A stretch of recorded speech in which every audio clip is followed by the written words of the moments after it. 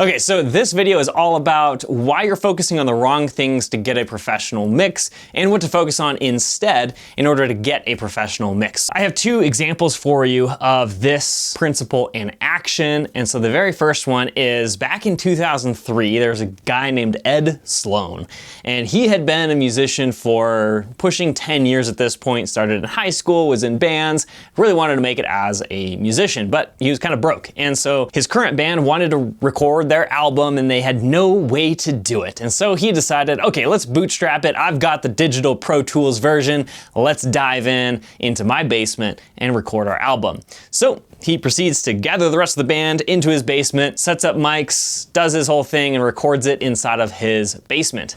And that song that they recorded, or the album rather, I should say, shopped that around to some labels, actually got picked up by a label in 2003 based on that recording, and then released that song. That song is called Colors, and it went to the Billboard Top 100. I think it was when they recorded it, they called themselves Sugar Star, so they recorded it in Sugar Star Studios, which was Ed's basement.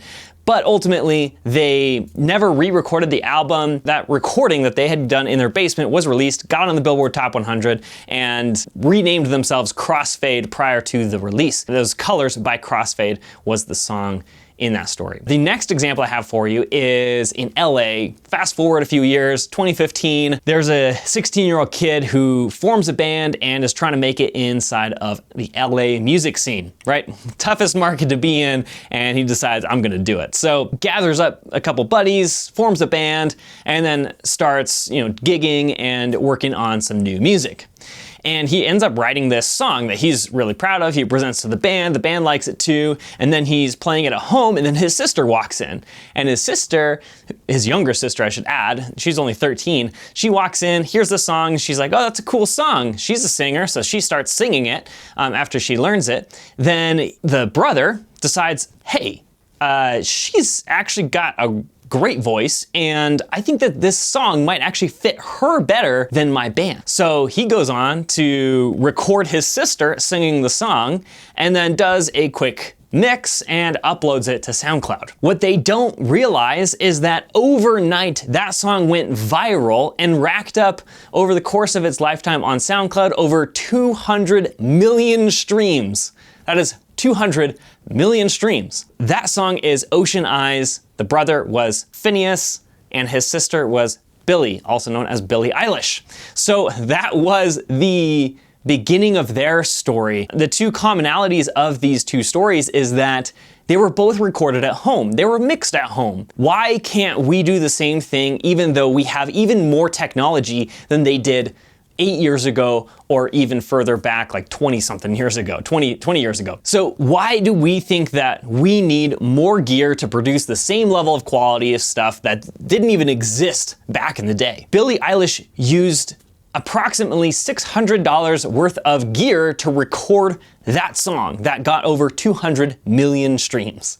So you can't tell me that the only reason you don't have 1 million streams on Spotify is because you don't have an 1176 compressor, or you don't have enough analog gear, or that you don't have the premium plugins. Any of that cannot be true if Finneas, who reused stock Logic plugins, stock Logic instruments, and a $400 microphone to record his sister back in 2015 to get that many streams. So it's obviously the quality of the song and the quality of the production and ultimately the quality of the mixing. It has nothing to do with the gear that was used, but all to do with Finneas's mindset, because he didn't allow the gear to hold him back from producing something that was super professional. That song was never remixed. It was mastered and released under her label when Billie was signed. The biggest thing is don't wait to start a project to get a piece of gear, or don't use that as an excuse to say, I don't have professional mixes because I don't have the right gear.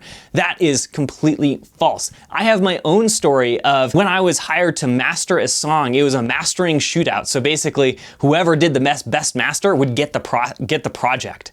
I mastered against 5 other mastering engineers that had multi-million-dollar studios. And I was in my bedroom, 0 analog gear. I was using a maybe $2,000 setup to master this song, and ultimately I got the project over 5 other mastering engineers. How did I do that? It's because I knew exactly what to do. I knew the strategies to implement in order to get a professional master in that case. Because it has nothing to do with the gear you have, it has everything to do with your knowledge and your skills in that area. Don't let the gear hold you back. It doesn't matter if you don't have outboard speakers, it doesn't matter if you don't have analog gear, it doesn't matter if you don't have premium plugins. You can use all the same tools, the same basic tools to get a professional mix. So trying to avoid being too preachy at you, but at the same time, I really am passionate about this because there's so many people that are held back by their lack of belief in themselves because they don't have the gear. And the reason why this is so prevalent is that you're bombarded every single day with messages from Sweetwater and Musician's Friend and whatever other company out there trying to get you to purchase more gear from them. When's the last time you bought a piece of gear and then it actually revolutionized your mix? Probably never, because the new piece of gear made your mix like 0.01% better. But what's going to make your mix 90% better is the lesson that I'm going to share with you in just a little bit. So let's refocus on how to actually better our skills and our ears and ultimately our approach to our mix rather than trying to focus on too much gear. So I hope this was helpful and I'll see you in the next video.